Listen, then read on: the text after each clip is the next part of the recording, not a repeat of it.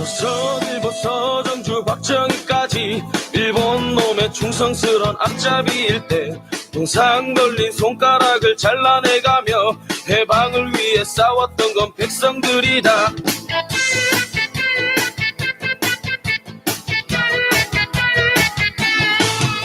한살원인 전두환과 그 똘마니들 5060의 부기영화 대물림할 때 잡혀가고 죽어가고 고문당하며 민주를 위해 싸웠던 건 국민들이다. 실과 친미로 배불리는 매국노들 여의도에 또아리 들고 갈수록 적반하장 후원무치 지랄yen며 국민들 피눈물을 자르구나. 더 이상 못 참아, 더 이상 못 참아. 국민이 나서자, 국민이 나서자. 우리의 힘으로 모두 갈아엎자. 3일 정신으로 3일 정신으로 5월의 노래로 5월의 노래로 6월 함성으로 6월 함성으로 역사를 만들자.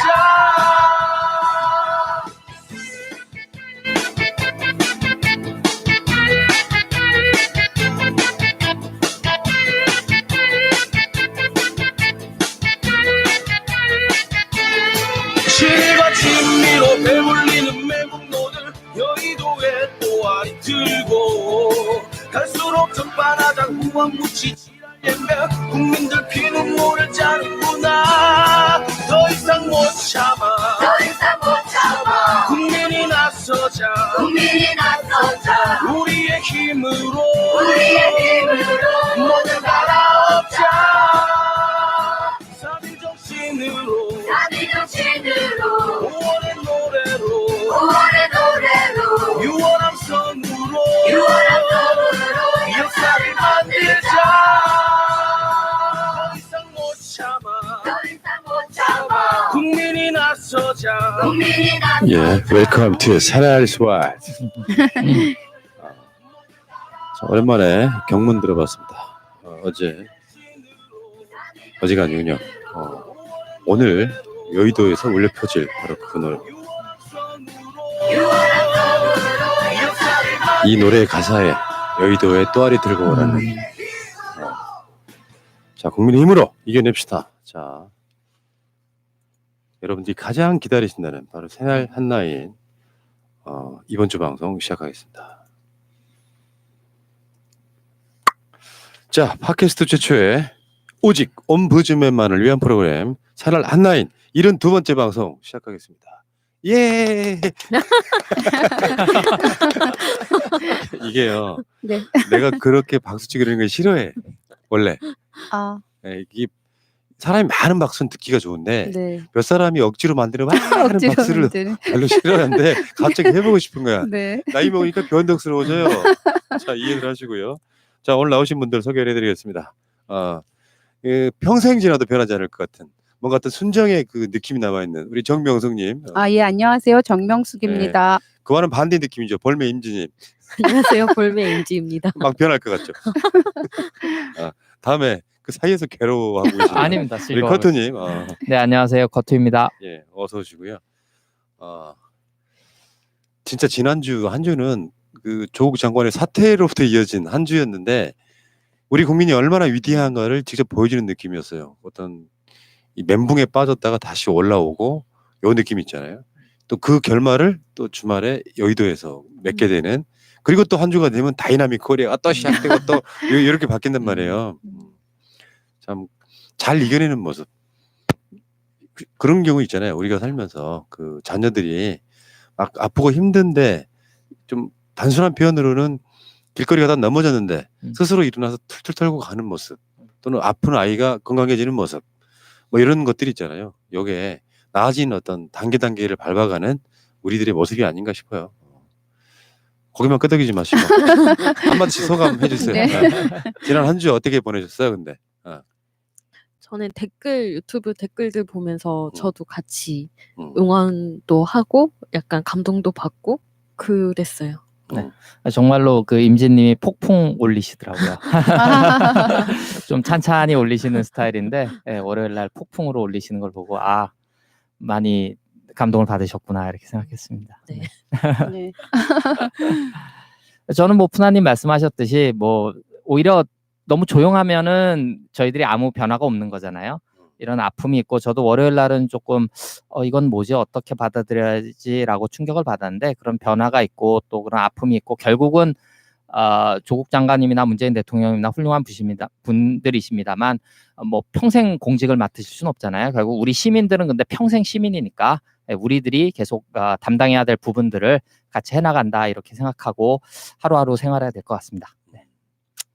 그리고 저는 이제 지금 이제 교수님이 이제 자신이 할 일을 제대로 알고 행하시고 이제 마무리를 짓고 일단 내려오신 거 너무 감사드렸고요. 그다음에 부인 또 정경심 교수님이 몸이 또 이렇게 아프시다고 하니까 그게 또 제일 걱정이 되긴 하더라고요. 근데 아무튼 그 온 가족이 잘 이겨내실 수 있으리라 믿고 싶고요. 예. 그래서 검찰이 더 이상 진행하지 말고 수사를 빨리 종료를 했으면 하는 마음이 저는 굉장히 컸어요. 그리고 언젠가는 그 책임을 누군가는 져야겠죠. 네네 맞습니다. 과잉 수사, 표적 수사, 별건 수사 뭐 해가지고. 자, 알겠습니다. 이 세 분과 함께 오늘도 즐거운 방송 출발하겠습니다. 자, 이슈 아닌 이슈인데요. 세 개가 올라왔어요. 근데 첫 번째 올라온 이슈는 이 코너에 맞지가 않아. 가수 설리 씨 사망 관련한 보도는 우리 쪽 밖을 벗어나면 그게 이슈예요. 그러니까 어마어마한 빅 이슈지. 네. 그래서 중요한 이슈이긴 한데 배제를 시켰고요. 자, 그 다음에 도소벽지의 그 걸그룹 열광한 공보이들 이건 누가 가지고 오신 거예요? 이게 이제 공중보건의사들이 이제 군복무를 대신해서 이제 도서 지역에 이제 이렇게 의무적은 아닌지 이것도 선택해서 가는 거죠. 이제 가서 봉사를 하는데 군복무 대신 가 있는 거니까 그리고 또 대신 가 있다 하더라도 뭐 그걸 떠나서 사명감이 있고 그 지역을 나서서 담당해야 되는데 일시에 이분들이 일시에 전부 다 휴가를 내서 이제 특정 지역에 모여서 자신들만의 시간을 가졌다고 합니다. 더군다나 뭐 걸그룹을 모여서 뭐 선정적인 파티를 했다. 뭐 이것은 별도로 하더라도 돌아가면서 어떤 그 맡은 지역 의료보건에 자신들이 담당 역할이 있는데 이것을 일시에 자신들이 전부 다 휴가를 내고 전부 다 그 업무를 공백을 만들어 놓는다라고 하는 것은 좀 사명감이 부족한 거다. 공직을 담당한 사람으로서 있을 수 없는 일이 아니겠느냐라는 취지에서 찾아봤습니다. 그렇죠. 이게 사람 중요한 건데 우리 네. 바로 위에 형님 조카가 공보이예요 지금 현재. 너는 안 그랬지? 자, 그 이야기고. 자, 오늘 선정된 이슈 아닌 뉴스는 정말 이슈 아닐 수밖에 없는 이런 이슈인데 다뤄보고 싶었어요. 이 마트 근로자들이 박스 하나에다가 이렇게 손잡이만 하나 만들어줘도 훨씬 쉬울 텐데라고 하는 그런 네. 얘기인데요. 누가 가지고 오셨어요? 네, 제가 가져와 봤는데요. 그 마트에서 박스 작업하는 일이 생각보다 많은 것 같아요. 특히나 이제 명절 같은 때는 뭐 선물 그 포장까지 다 들어오니까 굉장히 힘드신 상황인 것 같아요.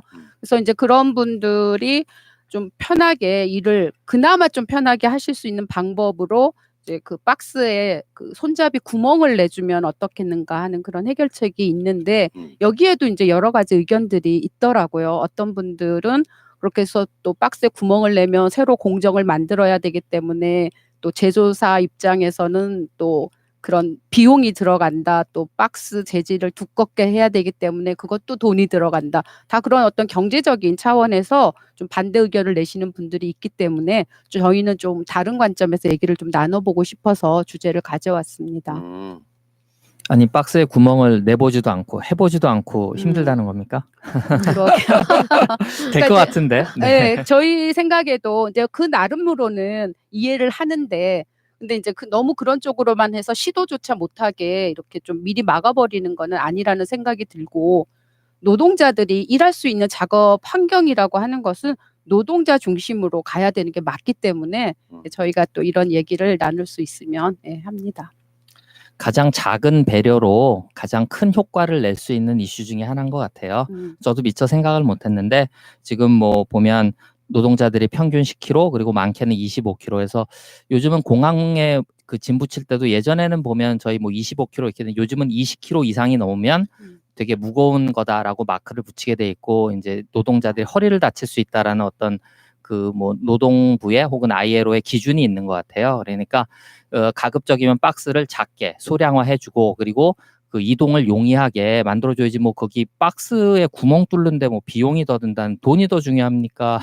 그렇죠. 노동자들의 건강이 더 중요합니까? 맞습니다. 네. 그리고 마트에서 일하시는 분들이 되게 이제 40대, 50대 여성분들이 많잖아요. 근데 그분들이 거의 한 70% 정도 되시는 분들이 그 근골격계 질환으로 치료를 받으셨다고 해요.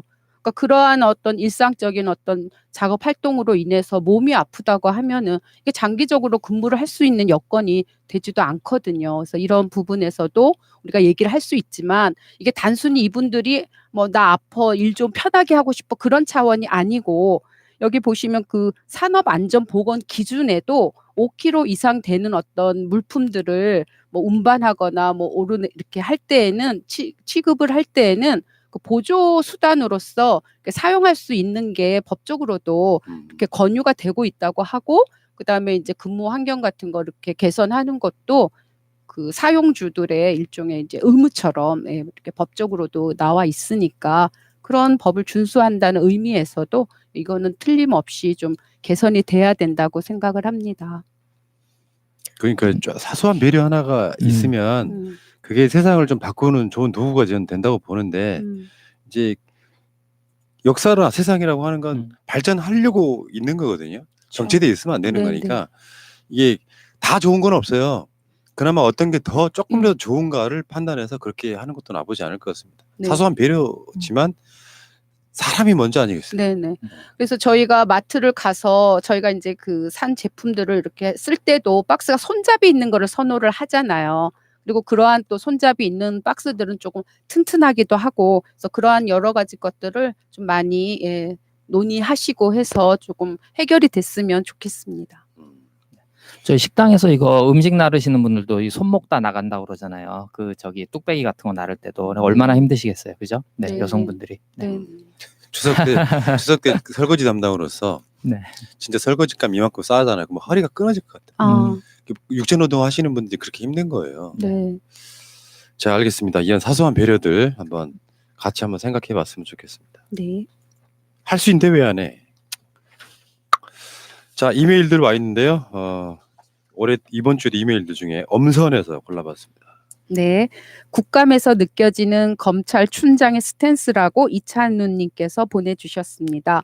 패스트트랙 불법 저지 관련 자한당에 대한 수사에 영향을 줄 수 있는 자료는 전 정권의 세월호 국정농단의 당사자인 황교안이 있고 사법농단의 측의 여상규가 줄을 대고 있다면 황교안을 원내대표로 뽑아놓은 이유가 여기에 있다고 봅니다.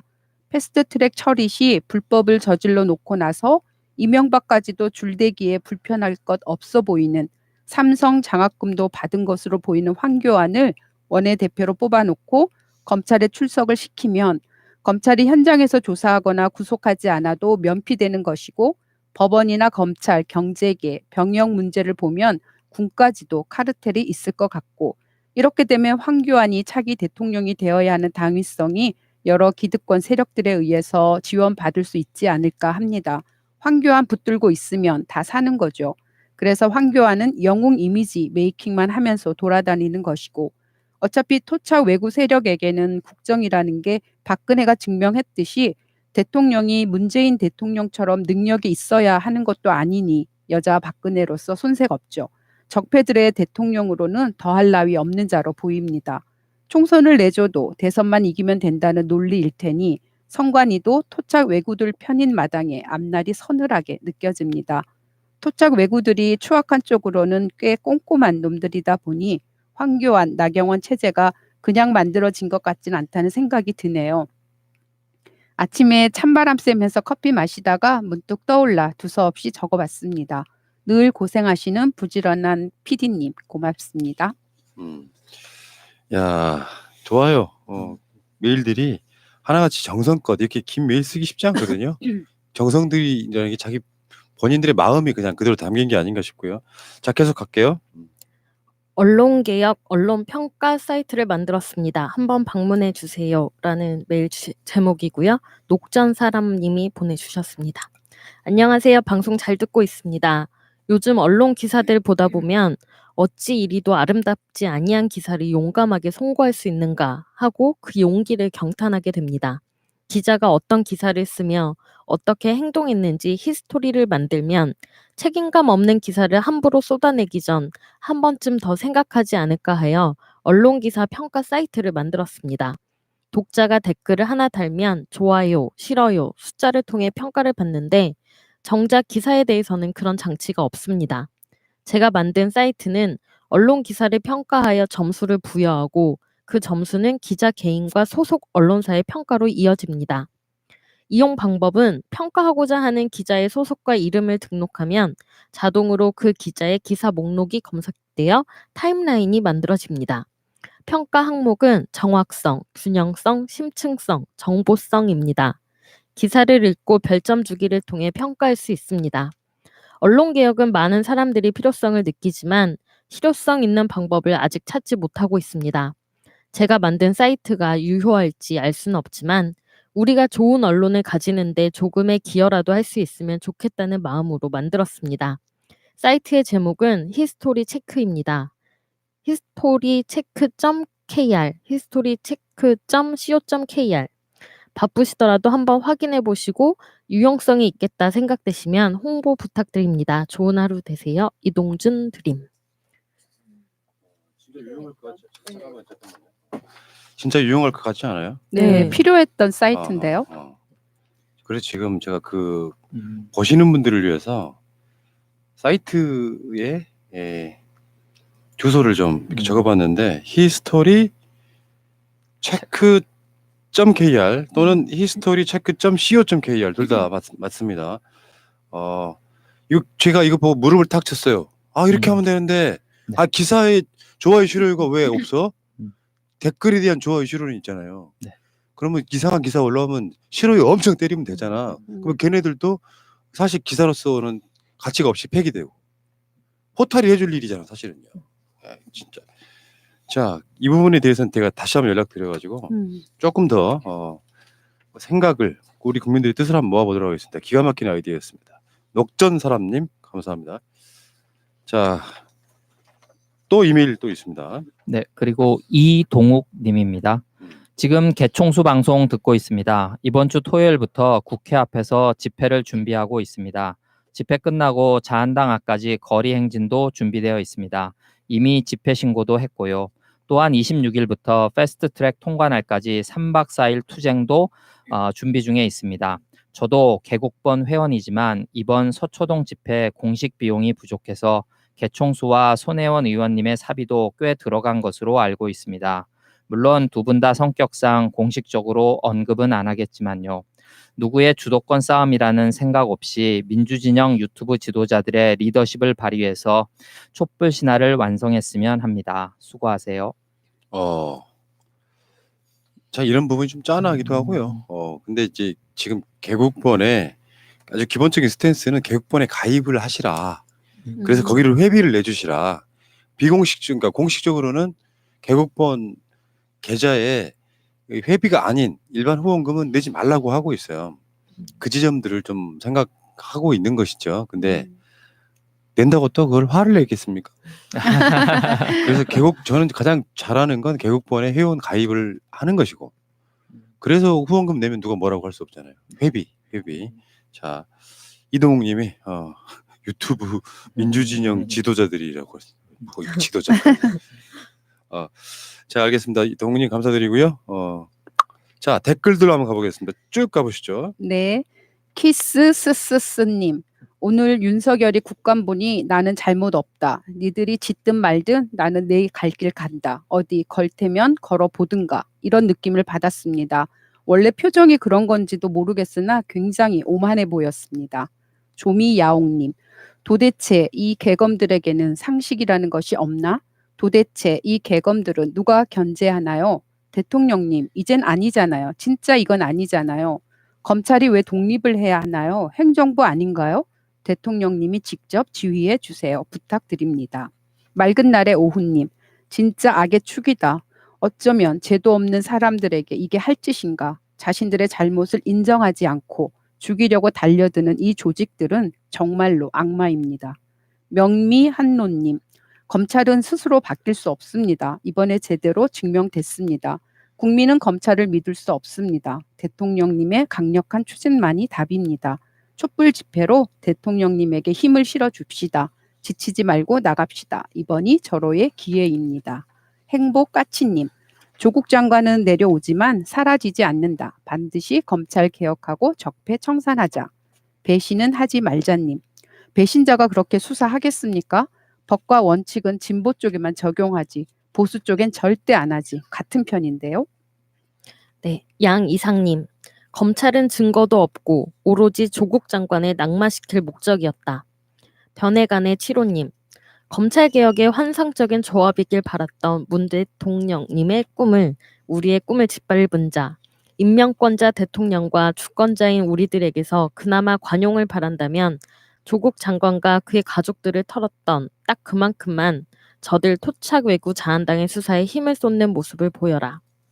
문춘자님, 검찰에서 정교수의 범죄를 찾으려고 찾다 안 되니 김경록 씨의 PC 증거인멸에 범죄에 초점을 맞추고 있는데 PC에는 아무런 흠집도 없었고 더욱이 압수물의 PC에서는 아무런 범죄의 증거가 나오지 않고 있습니다. 이것은 정교수가 PC로 인해 증거인멸할 이유도 의도도 없다는 증거가 되므로 검찰이 무에서 유를 찾는 논두렁식의 툴을 기획해 연출하고 있다고 봅니다. 그러나 1인 미디어들과 민주 시민들의 촛불이 타오르고 있는 한 검찰과 언론의 그 어떤 기획도 연출도 그들의 합작품으로 나올 수 없다고 생각합니다. 문 대통령님의 검찰 개혁에 대한 의지가 강하시어 대통령님의 임기 내에 검찰 개혁은 반드시 이뤄질 것으로 봅니다. 따라서 대통령님께는 국민들의 강한 지지와 응원의 힘이 필요합니다. 국민 여러분, 우리 함께 검찰 개혁이 완전히 이뤄질 때까지 지켜보며 국민의 힘으로 이뤄냅시다. 검찰 개혁, 조국 문재인 수호. 캐시안님, 공수처 설치가 우선입니다. 공수처 법안을 10월 28일 국회 상정해야 합니다. 그리고 열려라 개성공단. 네, 이올치님, 장관님 너무 애쓰셨어요. 가족분들께도 죄송합니다. 우리 국민들이 끝까지 검찰개혁 이루겠습니다. 감사합니다. 이제 쉬세요. 국민은 더 열심히 목표를 쟁취하겠습니다. 오케이 살아있는 돌림. 조국 장관님, 그동안 감사했고 미안했습니다. 지금부터는 만신창이가 된 아픈 가족들 곁에서 힘겨운 시간을 보내실 장관님. 정작 자신은 추스를 틈도 없으실 텐데 안타깝습니다. 이제는 우리가 끝까지 검찰과 자한당 미친 개들에게 채찍을 들어서 검찰 개혁 완수하겠습니다. 조국 장관님, 다시 만나요. 사랑합니다. 정 교수님 건강 위해서 두 손 모으겠습니다. 사랑합니다. 따님과 아드님 고마웠어요. 아빠를 빌려주셔서 사랑합니다. 너의 이름은 님. 조국 장관님과 가족분들 정말 고생 많으셨습니다. 우리가 많은 빚을 졌습니다. 적폐 언론, 적폐 검찰과 자한당은 우리와 민주당, 문재인 대통령님을 분열시키고 무기력하게 만들기 위해 앞으로 더 많은 뉴스를 쏟아내고 공격해 올 것입니다. 이럴 때일수록 우리는 민주당을 욕하거나 분열하지 말고 검찰개혁, 공수처 설치를 위해 문재인 대통령님과 민주당을 더 강력하게 지지합시다. 우리 지치지 맙시다. 우리 힘냅시다. 우리는 약하지 않습니다. 마음 강하게 먹고 똘똘 뭉쳐 다시 일어납시다. 보내주신 그 사연들이 뭐랄까요, 가슴이 좀 먹먹해져요. 네. 그게 사람들을 움직이는 게 아닌가 싶어요. 그러니까 뭐든지 지나치면 안 되는 거예요.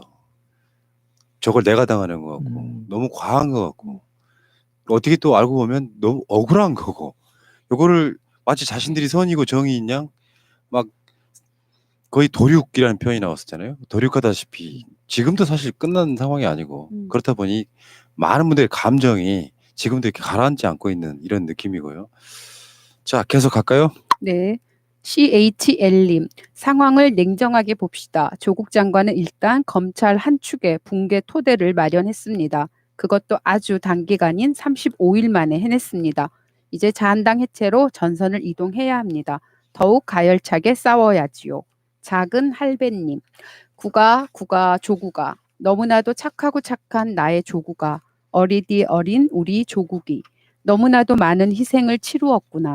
선배된 나는 너무너무 우리 조국이에게 짐을 지게 한 미안함에 할 말이 없구나. 미안타 미안타 너무너무 미안타. 그러나 진짜 아무도 못할 많은 일을 하고 정말로 우리 국위가 남 탓도 안 하고 물러나는 큰 마음을 쓰는 것을 보니 정말로 우리나라의 보물이라고 본다. 진짜로 고맙다. 나도 못하고 우리도 못하고 많은 국민이 못하는 그 어려운 일을 해낸 더더욱 가정의 모든 아픔을 참아낸 우리 조국이 잠깐만요. 감정을 못 이기시네. 근데 그 감정이 못 이기는 감정이 이해가 돼요.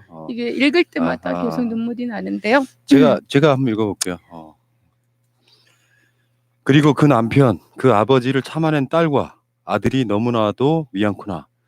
나이 많은 나는 힘도 되지 못하고 너무 힘든 우리 조국이를 매일 보면서 죄스럽기만 해서 두서없이 이런 글을 쓰지만 정말 지켜주지 못해 미안타. 허나 단기간에 피를 토하며 해낸 과업에 대통령도 조국이를 아는 그 모든 사람들도 초인적인 힘을 쓴 것을 알 거라 생각한다. 두서없이 이 글을 마치지만 30여 일을 보내면서 300여 일의 성과를 했다고 본다.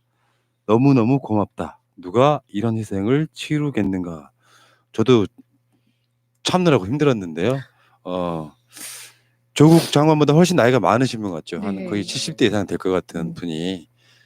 그분 입장에서 보면 진짜 조카 같고 아들 같고 그럴 거 아니에요. 근데 도륙당하는 모습 보면서 얼마나 가슴이 아팠겠냐. 명숙님이 지금 그 감정이 추스려지지가 않으신 거죠. 지금도. 그 가정을 생각하면 음, 너무 분하고 음.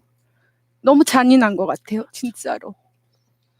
이게 앞으로도 그런 것들이 여러분들이 만약에 이제 이 방송을 계속 하다 보면 200회나 300회쯤 갔을 때도 아마 가장 충격적이었던 사건을 떠올리려고 하면 문 대통령 임기 내에 아마 조국 장관 관련한 이 사건이 아닌가 싶을 그 정도로 국민들 하나하나씩 스트레스 받고 힘들었죠. 이렇게 어떤 경우는 저쪽 사람들이야 가짜 뉴스를 통해 가지고 범죄자 가족으로 이야기를 하려고 하지만 세상에 이렇게 강인한 가족도 본 적이 없고요.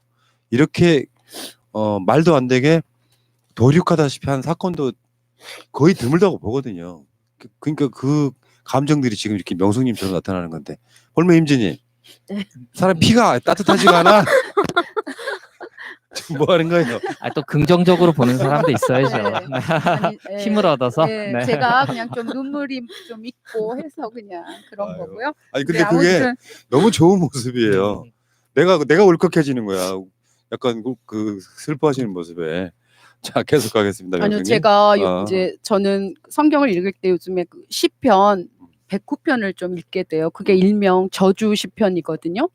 지금 우리 조국 교수님과 그 가정을 저렇게까지 몰아치는 그런 사람들에게 진짜 그런 어떤 저주 시편을 들려주고 싶은 그런 요즘 제 마음입니다. 그래요. 네, 교회 다니시는 분들은 저주 시편 그 109편을 한 번씩 읽어주시고 묵상해 주시기 그러니까요. 바랍니다. 좀 네. 추스리시고요. 네, 다 됐습니다. 네. 자, 가시죠. 아이린 진님, 불쏘시개 조국, 불이 활활 타려면 그 다음은 마른 장작을 넣어야 되는 거죠. 자작자작 예쁜 소리 내면서 타는 마른 장작, 깨시민이 대신합시다. 우린 조국을 지켰고 조국은 가족을 지키면 됩니다. 맞습니다. 예. 자, 조국 장관 가족이 아니고 명숙님 힘내요. 아니, 자, 다 떨치고 일어났어요 이제. 네. 마무리만 잘하면 될 것 같습니다. 자, 계속 가시죠. 동세서점님, 하늘을 우러러 한 점 티끌만큼의 부끄러움이 없었던 우리의 큰 일꾼 조국은 이제 상처받은 가족을 보듬으러 가정으로 돌아갔다. 그동안 그는 우리를 대신해서 피와 살을 애는 희생을 감내하며 우리가 감당해야 할 많은 일을 해왔다. 이제 가족을 돌보려 잠시 가정으로 떠난 조국을 우리는 놓아주어야 한다. 언제까지 그에게만 희생을 강요할 염치가 우리에겐 없다. 그러나 조국, 그가 많은 일을 해냈지만 아직도 우리에겐 할 일이 여전히 많이 남아있다. 우리에겐 아직 갈아야 할 많은 밭이 남아있고 태양은 아직 중천이다. 대한민국 국민들아, 이제 잔업을 할 시간이다.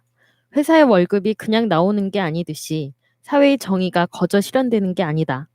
남은 밭이 많다고 불평하지 말고 부지런히 밭을 가세.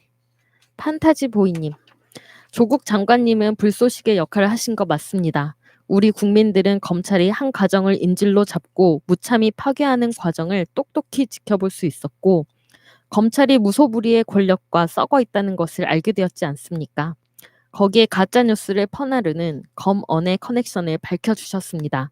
그래서 검찰개혁과 언론개혁이 얼마나 중요하고 반드시 필요하다는 것을 알려주셨습니다.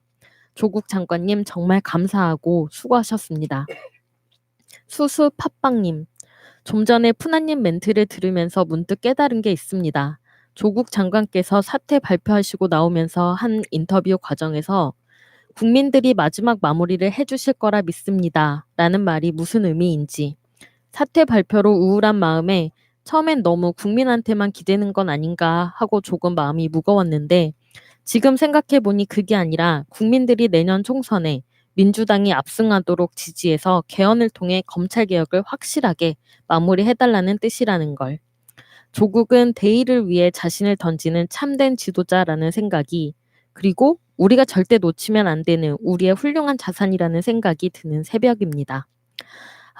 어제 하루 너무 우울하고 지금까지 힘이 빠졌는데 결국 정의가 이긴다는 걸 보여주기 위해 우리 모두 힘을 내야 한다는 생각이 들기 시작했습니다. 우리가 힘을 내고 힘을 모아야 내년 총선에 압승할 수 있고 그래야 조국 장관의 사퇴가 헛되지 않습니다. 우리 모두 힘을 냅시다. 긴 글 읽어주셔서 감사합니다.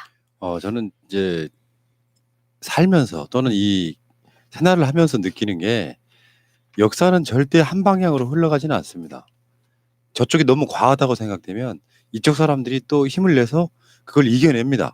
그 과정에 민주주의가 탄탄해지는 거라 이게 있잖아요. 노무현 대통령 그 논두렁 시기 같은 그때는 그걸 믿었어요, 사람들이. 근데 그 학습 효과가 조국 장관을 구해내려고 하는 힘으로 작동을 하거든요.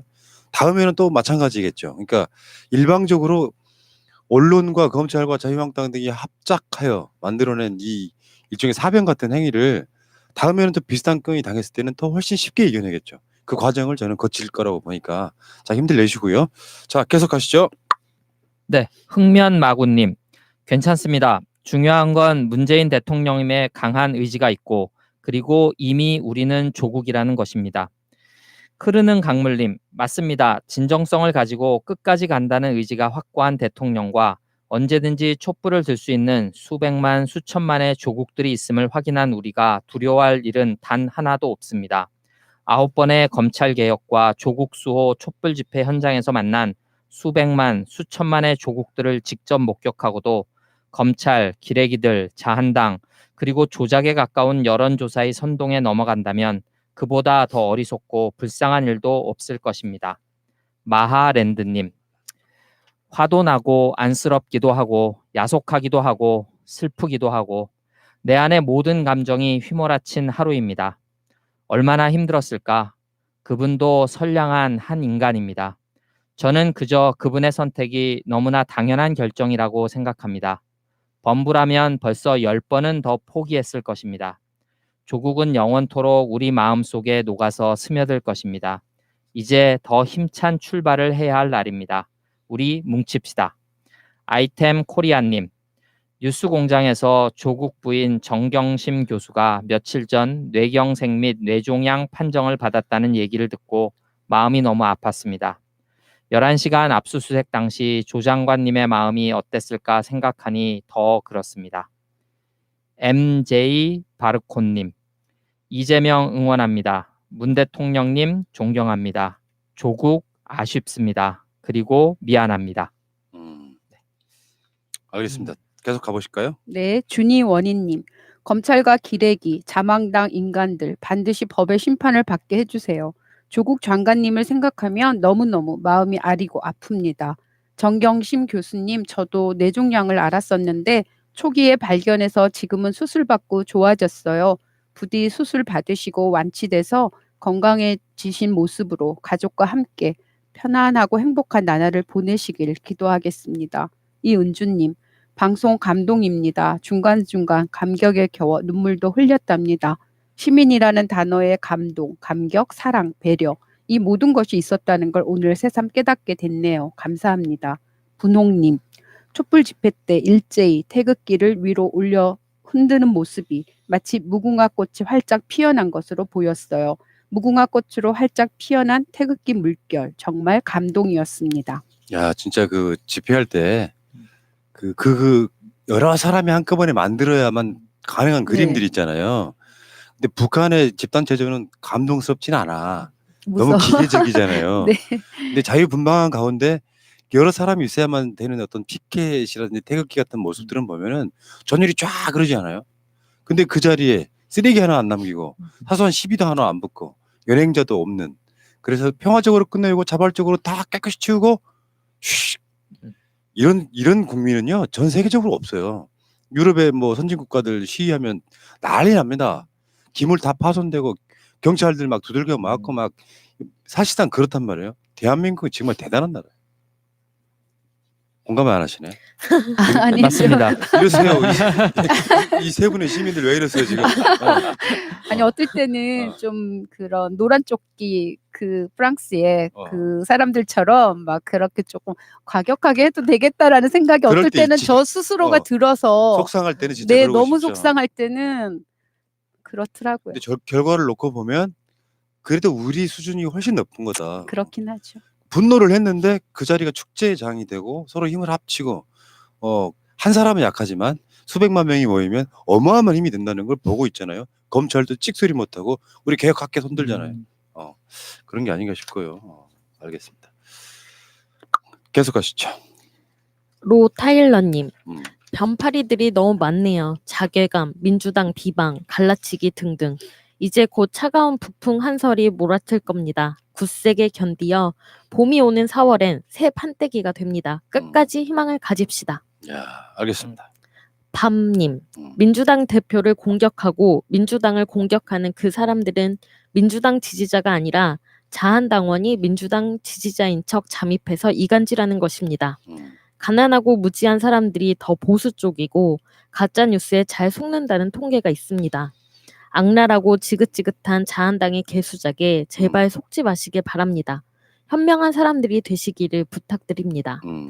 최창일님, 우리가 조국이다. 분열은 용서받을 수 없는 실수다. 우리는 더 단단해져야 한다. 마지막 검찰개혁 단합된 국민의 힘으로 완수하자. 뭐 좀 비슷한 이야기로요. 지금 트위터 다시 돌아가기 운동이라는 게 있어요. 트위터가 언제부터 흑화되면서 일방적인 목소리에 정말 저질스러운 어떤 비방 트윗들이 너무 많아져가지고 트윗을 안 하시는 분들이 꽤 있었거든요. 트위터에 돌아가셔서 정상적인 목소리, 민주당도 비판 받을 수 있죠. 그렇게 따지면 문재인 대통령 비판을 받을 수 있죠. 다만 그게 갈라치기 방식으로 해가지고 특정 어떤 사람 등에게만 계속해서 공격을 하는데 알고 보면 그 사람들이 문 대통령 지지자를 자처해. 이거 잘못된 프레임은 깨자. 이 방식으로 지금 가면 안 된다 그래가지고 흑화된 트위터를 정상화시키자는 운동이 지금 벌어지고 있다는 말씀도 드리겠습니다. 자, 계속 가시죠. 스타트 21 시인님, 교환아, 항쟁이라는 말은 여기저기 아무데나 붙이는 단어가 아니란다. 10월 항쟁이라고? 그 집회는 빤스 목사 집회이고 조원진의 집회이고 자한당 너희들은 부스러기일 뿐이란다. 검찰은 광화문 집회 고발 사건에 대해 즉각적으로 수사에 착수하고 고발당한 니들 항쟁을 모독하고 폄훼하지 말고 순순히 수사에 응하라. 2019년 10월은 사법개혁을 위해 촛불을 든 서초 대첩으로 기억될 것이다. 동세서점님, 미국은 FBI, CIA 등 수사기관과 첩보기관이 우수하고 영국은 BBC 등 언론이 우수하고 일본은 경제성장을 이룬 관료들이 우수하다. 그리고 대한민국은 국민만이 우수하다. 정치권, 법원, 검찰, 경찰, 언론 등 그야말로 거의 모든 조직이 썩은 냄새가 풀풀 풍길 정도로 썩었건만 세계적으로 우수한 국민들이 이들의 더러운 수작을 개싸움을 마다하지 않고 모두 싸워서 무찌르고 있다. 일제 36년 그리고 미군정을 등에 업은 친일 매국노들의 압제를 70여 년의 항쟁 끝에 끝내 물리친 대한국인. 이토록 끈기 있고 용기 있고 지혜로운 우수한 국민을 나는 본 적이 없다. 몰랑 123님, 민주당은 너무 산비같이 있습니다. 도포자락에 흙탕물이나 튕길까봐. 정부는 전공법으로 가야 되지만 적어도 정당은 국민과 같이 개싸움을 해야죠. 그렇게 국민 몇백만이 군불을 피워놨으면 다음은 국회의원이 불을 살려야지요. 답답합니다. 주용님, 민주당은 좀 확실하게 납에 고발도 하고 그래라. 무서워하지 좀 말고. 알겠습니다. 근데 이런 부분이 있다고 봐요. 저는 무조건 민주당 실드 치고 싶은 생각은 없는데 일종의 이제 이렇게 쓰시는 분들이 분풀이 대상으로 민주당이 떠오르는 부분도 있습니다. 네. 일단 열심히 싸워도 일단 언론에 그렇게 많이 나지 않으면 안 싸운 걸로 돼버리고요. 실제로 많은 국회의원들이 요소에서 SNS에서 무슨 방송 출연해가지고 또는 뭐 어떤 행사에서 여러 가지로 서로 저항을 하지만 여당 의원이 뭐 대통령 실드 치고 이러는 건 뉴스가 사실 안 돼요. 야당 쪽에서 세게 말하면 그게 뉴스가 되니까 상식적으로 약간 무게추가 흐르는 측면도 있다는 사실. 그러니까 너무 선비같이 있다는 말은 저는 50%는 동감합니다. 여당을 너무 빨리 여당화되면 안 되는 거야. 그러니까 어느 날 갑자기 저쪽에 싹 없어지고 이쪽 세력이 우뚝 선 상황이 아니라 간당간당하게 서로 같이 이렇게 힘을 유지하고 있는데 내가 벌써 여당 의원이라는 느낌으로 자기 이미지 관리하면 안 되는 것이죠. 싸울 때는 대차게 싸워주는 게 맞는데 근데 우리가 알고 있는 것보다 열심히 싸우고 있다는 것도 알아야 된다는 거죠. 자, 계속 가겠습니다. 네, 명송님. 가짜 뉴스를 유포한 언론을 처벌하라. 유언비어 날조죄로 구속해서 온갖 고문으로 배경을 고백하게 만들어 외적을 이롭게 한 죄로 사형에 처해야 한다. 정윤정님. 조국 가족들 노통처럼 죽을 뻔했습니다. 언론들 확실히 족쳐야 합니다. 방통위 뭐 하냐고요. 제발 강하게 싸워주세요. 아직도 가짜뉴스에 현혹된 무식한 인간들 허다합니다. 언론들 정정보도 무조건 하도록 민주당 강력하게 대처해 주세요. 조국 가족분들 명예회복에 신경을 써주세요. 썰트님, 적폐 언론하는 짓거리가 명박이 그네 때는 적극적으로 아부 보도해서 국민들 눈과 귀를 가리더니 이제는 가짜뉴스로 없는 제도 만들어 조국 장관을 물어뜯는다. 조국 장관님, 국민을 위한 불쏘시개로 쓰임 받으심 잊지 않겠습니다. 네, 김자스민님, 머니투데이 박소연 기자를 개기레기로 추천합니다. 조국 장관님 복직 관련 기사 중 가장 악의적인 내피셜 제목입니다. 서울대생 96% 뿔났대요. 다른 곳은 복직 사실만 또는 싸늘 정도인데 재학생하고 졸업생이 수십만 명인데 겨우 1960명 조사해놓고 서울대생 96%가 반대한단다. 미친 거 아니면 멍청한 거죠. 저런 것들이 서울대생이냐고요. 이 부분은 제가 할 말이 많아요. 그 스누 라이프, 서울 내셔널 유니버시티의 준말이 스누예요. 약자로. 그 나름대로 그 커뮤니티가 있는데 사실 재학생들은 거의 활용을 안 하는 곳이고요. 동문들이 활용하는 그런 느낌인데 거기는 이미 오래전에 일베화 되었습니다. 그래서 일베화 돼가지고 거기에서는 무슨 여론조사나 이렇게 투표 붙이는 거 있잖아요. 투표 붙이면 뭐 부끄러운 서울대 동문 1위 유시민 2위 조국 이렇게 나오는 곳이에요. 일베인데 거기서 1960명이 조사를 해서 96%가 서울대생이 반대한다고 내린 것 자체가 이 기사는 기사로서 가치가 없죠. 그렇게 따지면 진짜 새날 유튜브 커뮤니티에 가면 투표 기능이 있거든요. 거기 조국 장관 지지하십니까 하면 거의 99% 나와요. 지나가던 일베가 한 반대 몇 개 찍는 거 제외하고는. 그럼 그것도 보도해야지. 거기는 1960명이 아니에요. 그런 투표하면 최소 2, 3만 명이에요. 규모가 다르다고. 2, 3만 명 정도면은 여론조사 기관들이 하는 여론조사보다 조금 더 떨어지는 정도입니다. 근데 그런 걸 왜 보도 안 해? 이거 자체를 보도한 게 자체가 나는 조국이 싫어요. 말도 안 되는 거 그렇게 보도하는 곳. 잠깐만 기자 이름 열받네. 박소연 기자의 이메일은 soyunp@mt.co.kr. 예. 어떻게? 네. 아니 책임을 져야죠. 네네. 그거. 실명으로 해야죠. 넘어가겠습니다. 홍혜정님, 정성을 다하는 검찰의 방송 KBS K- 검찰 방송. 음. 네. 장명걸님. KBS는 정권 바뀌면 언제든지 자한당에 붙을 종자들입니다. 중립을 지키는 게 아니고 자한당 기득권과 민주시민 가운데서 줄타기 하다가 자한당이 큰 소리 치거나 협박만 하면 바로 선을 넘어버립니다.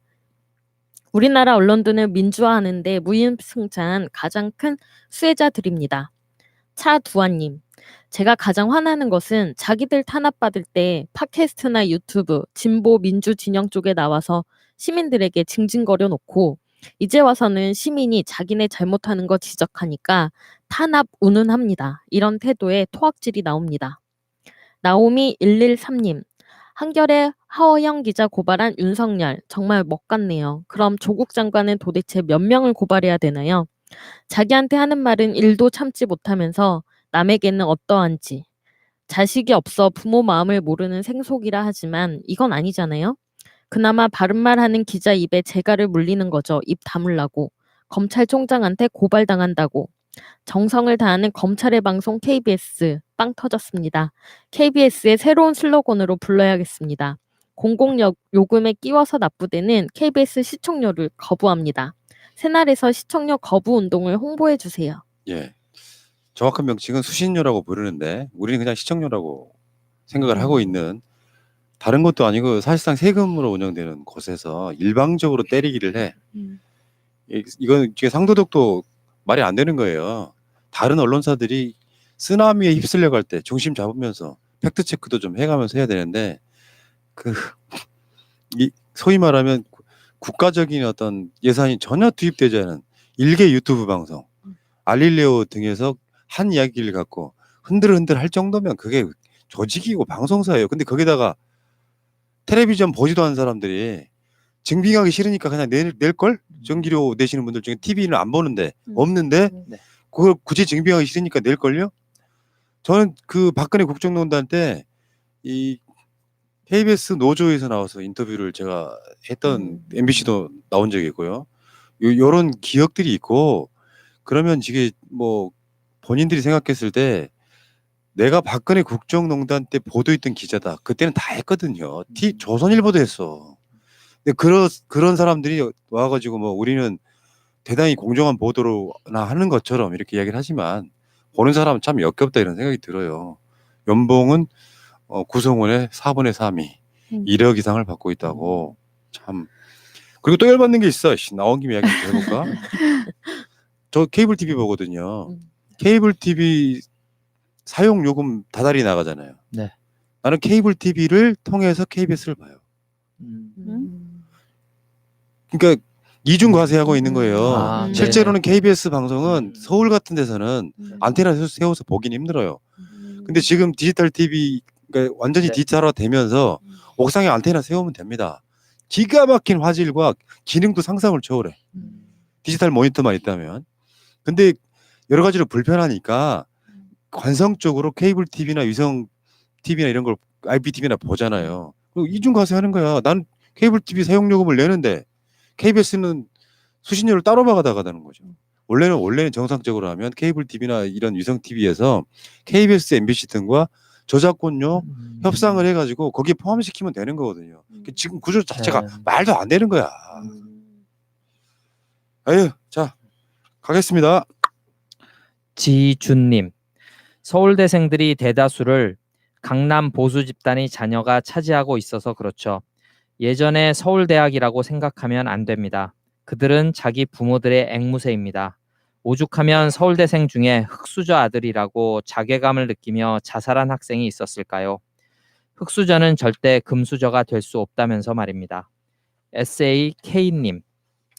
그러게요. 서울대생들은 나배 자식들에 대해서는 왜 상대적 박탈감을 안 느끼나요? 왜 나배 자식들의 그 어마어마한 특혜에는 데모도 안 하고 조용히 입 닫고 있나요?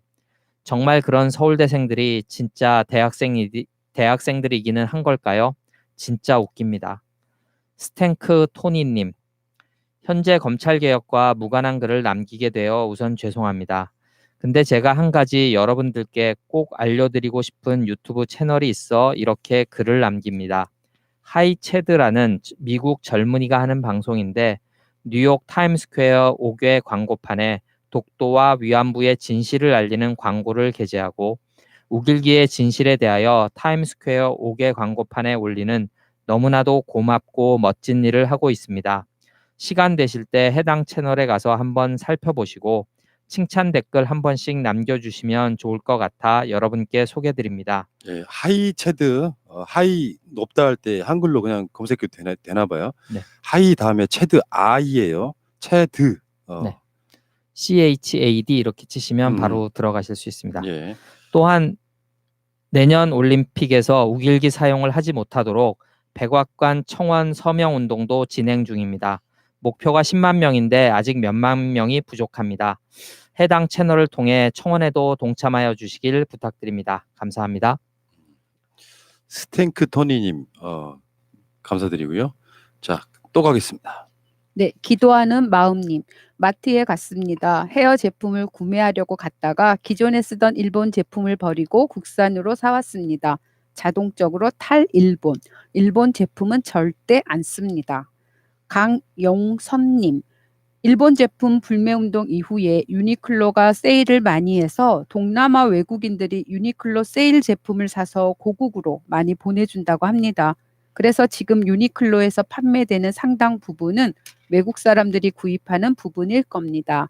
이장훈님, 노 재팬 운동으로 추석 이후부터 경기가 살아나고 있어요. 저는 제조업이라서 가장 밑바닥 경제에 민감한 사람인데 정말 경기가 살아나고 있는 것을 체험하고 있는데 정부에선 분기별 조사로 판정하겠죠. 야, 지금 여러분 다 아시겠지만요. 한일 무역 전쟁에서 대한민국이 지금 거의 앞선 거두는 분위기예요. 네. 우리는 기술 자립도를 만들고 현명하게 대처함으로써 일본 경제 의존도 실제로 우리가 한 번도 해년마다 일본으로부터 흑자를 본 적이 없다 그러잖아요. 네. 그게 개선이 되고 기술 자립력이 생기면 결국 우리가 좋은 일이었으니까. 다만 그 무역 전쟁이 만들어지는 과정에서 일본이 협박을 하면 아이고 무시오라 하면서 뭐 위안부 합의 딱 그래서 한 100억 받고 끝내자 피해자들하고 어떤 상의도 없이 이렇게 해왔던 정권이 있고 또 뭐 대법원이 막 나서가지고 강제징용 재판 뭐 어떻게 막 요런 로비하고 요 과정들이 있었잖아요. 하다못해 김현장 같은 매국노들이 등장을 하고 요런 과정들이 있었기 때문에 실제로 그걸 한번 잠깐 출렁하는 걸 깨치고 나왔더니 실제로 우리한테 도움이 돼. 이런 분위기예요. 일본은 지금 난리 났어요. 아베 탄핵해야 된다고 난리 났어요. 자, 여기까지가 오늘 여러분들의 메일과 댓글 등이었고요. 가장 재미있는 시간으로 가겠습니다. 자, 오직 공감분 시간입니다. 내년에 결혼을 앞둔 예비 신부입니다. 상견례까지 마쳤고 말 그대로 식만 올리면 되는 상황입니다. 남친이 논현동에 80평대 빌라 준비하기로 했고 혼수는 저희가 준비하기로 했습니다. 예비 시댁이 엄청 잘 살고 남친도 훤칠한 외모에 고소득자라 주위에서 시집 잘 간다고 다들 부러워할 정도입니다. 근데 결혼하고 저한테 몇 가지 부탁이 있다는 얼마 전 남친의 말을 듣고 너무 충격이었습니다. 결혼하면 생얼로 있지 말고 자기보다 먼저 일어나서 간단한 기초 화장이라도 하고 있고 예쁘게 차려입고 앞치마 두른 다음 매일 아침밥을 차려달랍니다. 여기까진 저도 고개 끄덕끄덕 하면서 그러려니 했는데 그 뒤에 하는 말이 너무 멘붕이었습니다. 헬스를 하든 필라테스나 요가를 하든 항상 날씬한 몸매 유지하고 에스테틱 회원권 끊어줄 테니 피부 관리도 철저하게 해달랍니다. 그리고 혼자 있을 땐 편하게 입고 있는 건 좋지만 자기 퇴근 시간 맞춰서 원피스든 정장이든 차려입고 맞이해달라고. 주말에 같이 있을 땐 홈드레스 예쁜 거라도 입고 있어달라고. 그리고 저녁 다 먹을 때쯤 욕조에 물 받아놓고 목욕 준비 좀 해달라네요. 자긴 그거 외에는 아무것도 바라지 않는답니다. 생활비 이외에 용돈으로 한도 2천만 원짜리 카드 줄 거고 집안일 하는 아줌마 붙여줘서 일도 안 시킬 테니까 제발 저것만큼은 꼭 지켜줬으면 좋겠다고 하네요. 자신 없으면 지금 이야기해달라는 말까지 덧붙여서요. 그래서 제가 차라리 인형이랑 살지 그러냐고 했더니 자긴 돈 잘 버는데 맨날 펑퍼짐한 옷 입고 억센 마누라보단 전업주부여도 예쁘고 날씬하고 세련된 부인이 훨씬 좋답니다. 아무렇지도 않다는 듯 표정 하나 안 바뀌고 저런 소리를 하는데 제가 그동안 알고 있던 사람이 맞나 싶어서 손이 덜덜 떨리고 엄마 말로는 어차피 아침밥 차리는 거 익숙해지고 전날 미리 준비만 해놓으면 1시간 만에 뚝딱이고 맞벌이 하는 것보단 훨씬 나으니까 까짓 거 원하면 해줘버리라네요. 이 결혼 해도 되는 걸까요? 이거 실화입니까? 실화 맞습니까? 이거 실화냐? 근데요, 이게 이 남편의 이야기를 막 비판적으로만 볼 게 아니라 한번 하나씩 분석을 한번 해보자고요. 그러니까 간단히 말해서 돈을 엄청나게 잘 벌고 뭐 물질적으로는 풍족하게 해줄 테니까 이거는 꼭 해달라 이런 거죠. 네. 근데 이 사람은 내가 봤을 때는 이 남편 되는 사람은 약간 패티시가 있어 보이죠. 실제로 그러니까 이 어쩌면요 이게 욕만 할 건 아닌 것처럼 보이긴 해요. 그러니까 여자를 어떤 그런 도구로만 본다는 데 대한 분노가 생기긴 하지만 실제 이런 건 있거든요. 서로가 이렇게 결혼을 했는데 이 어떤 펑퍼짐함 또는 긴장 풀어짐 이런 것들이 너무 작용을 하면 이 사람 남자 입장에서 보면 결혼 생활이 좀 쉽게 질린다고나 할까요? 권태기라 이런 게 싫은 것 같아요. 근데 실제로 저는요 이게 이 남자한테 판타지가 있는 거야. 결혼 생활에 대한 판타지가 있는 거예요. 그렇죠. 예, 그런 측면들을 너무 나쁘게 본다기보다는 하나씩 조율해 가면서 시간이 지나면 자연스럽게 풀릴 지점도 있을 거라고 생각이 들어요. 제 의견은 일단 이렇습니다. 어떠세요? 근데 저도 제 친구도 예전에 이제 자기가 신혼 때 추리닝을 한번 입었더니 퇴근하고 와서 이제 신랑이 이렇게 좀 안 좋아하는 거를 느꼈다고 하더라고요. 그리고 또 남자분들이 어떤 뭐 사회생활을 좀 공적으로 좀 뭐 활동을 많이 하거나 조금 지위가 있거나 하면은 또 부인들의 어떤 스타일이라든가 이런 여러 가지를 조금 신경을 많이 쓰는 거는 좀 있는 것 같긴 하더라고요. 예, 저도 일단은 거기까지. 조심스럽네요, 저는. 네. 방송 오래 하고 싶은데 어떻게 네. 말씀드려야 될까? 일단 소신껏 하시죠. 네.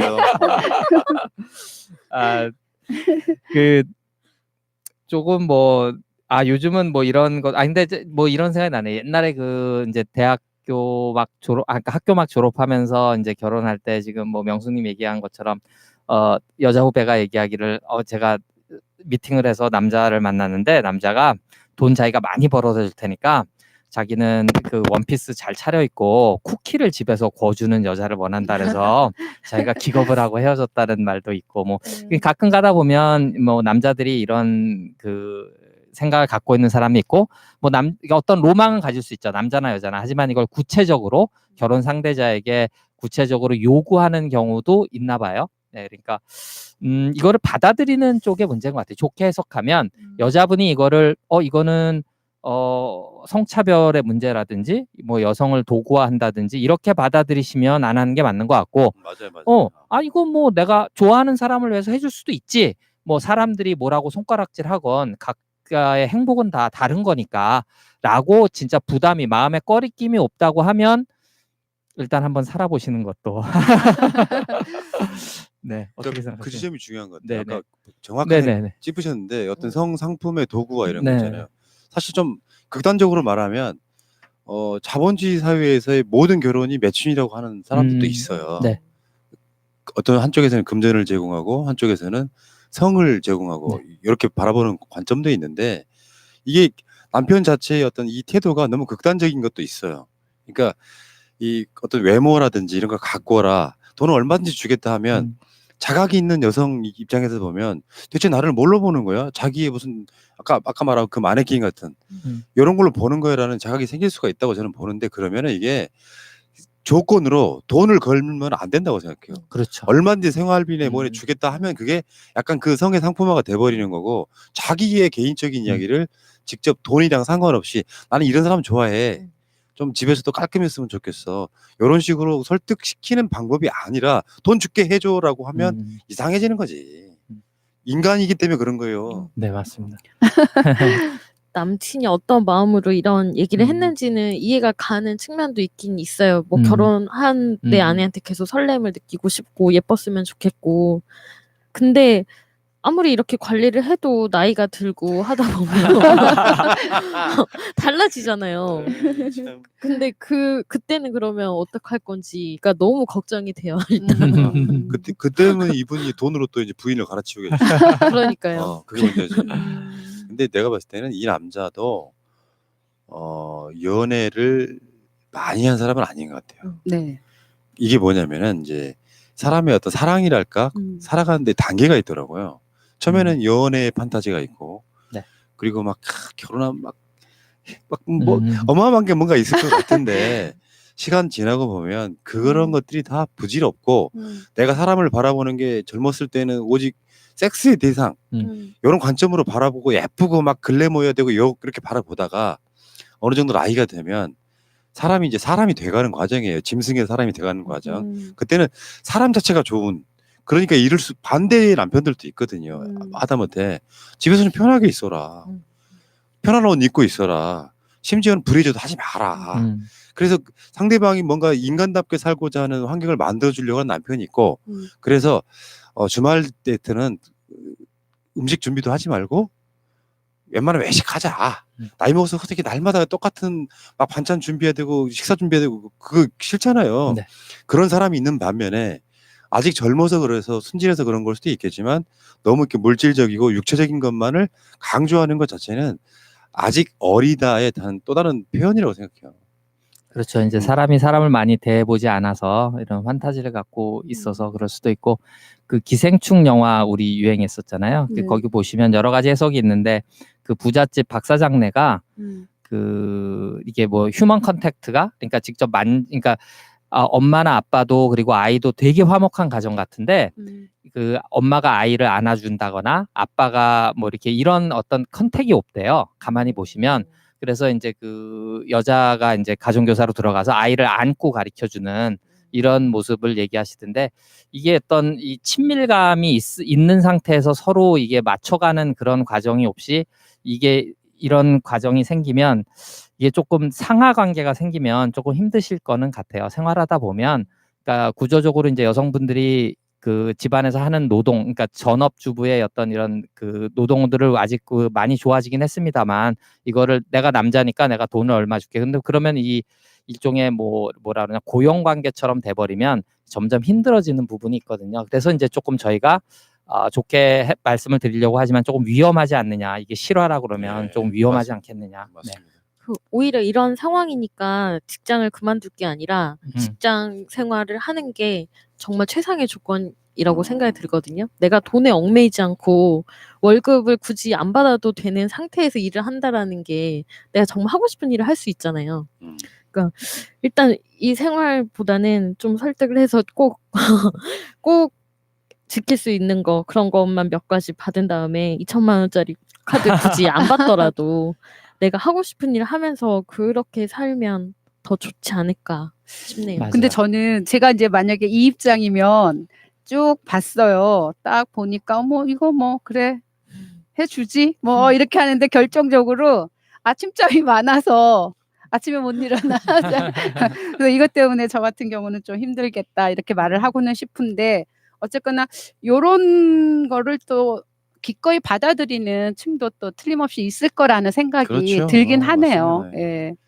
인간 자체가 어떤 존재감의 동물이기 때문에 전 개인적으로 이런 것을 전제 조건으로 하는 결혼은 행복할 수가 없다고 생각해요. 자기 어떤 자존감 있는 사람 입장에서 어느 날 문득 후회할 거예요. 이거 받아들이면 내가 도대체 뭐지? 실제로요. 저 돈이 엄청 많이 있어 봤거든요. 돈이 많이 있을 때 행복하지 않았어요. 진짜 의미가 없어. 그러니까 돈이라는 게 100억이 쌓여있나 1000억이 쌓여있나 사는 건 똑같아요.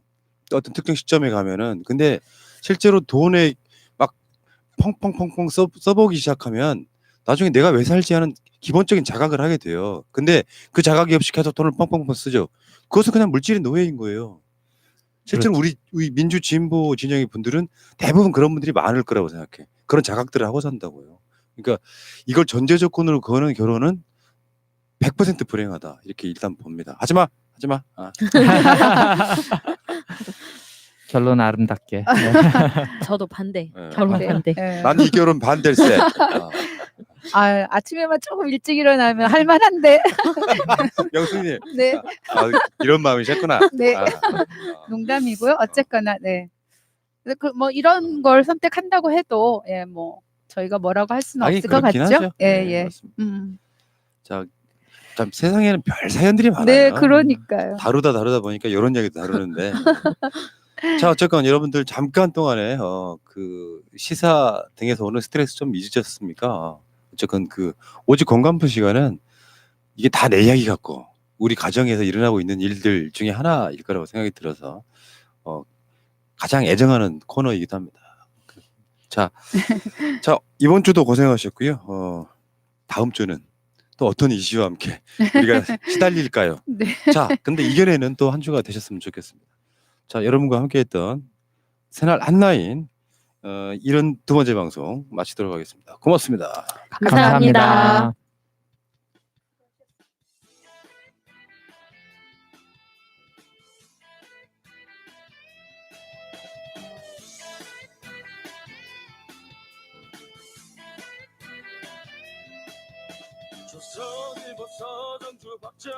예, 여러분 좋아요와 구독 좀 눌러주시면 감사하겠습니다. 고맙습니다. 손가락을 잘라내가며 해방을 위해 싸웠던 건 백성들이다.